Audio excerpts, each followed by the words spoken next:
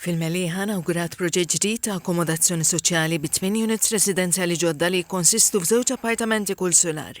Il-Ministru għall-Akkomodazzjoni Soċjali u Affordabbli Rodriguez qal il-proġett huwa wieħed minn sensiela ta' investimenti li l-Awtorità ta' Djar qed twettaq b'kollaborazzjoni mal-Housing Project Solutions Limited, l-HPS, bl-investiment li b'kollox jammonta għal madwar 851,000 euro. Għall-appartamenti huma ddisinjati biex joffru spazju komdu attrezzat għal diversi forum u għamliet ta' familji u individwi. Spjega li l-proġett jirrifletti l-impenn tal-Gvern għal residenzi moderni u sostenibbli fejn dan il-komunità u b'investiment f'akkomodazzjoni tirrispetta d-dinjità tan-nies. Diversi familji madwar 8 familji oħra ser jingħaqdu wkoll ma' dawk il-familji li daħlu anke f'appartamenti ġodda tal-Awtorità Djar.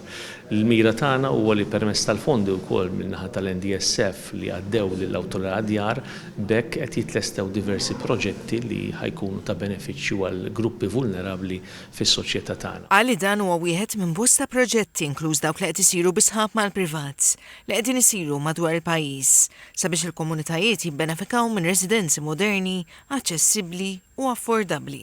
Fil-waqt li l-Gvern ikompli saħħa x-xogħol tiegħu favur l-inklużjoni soċjali u l-benesseri tal-poplu.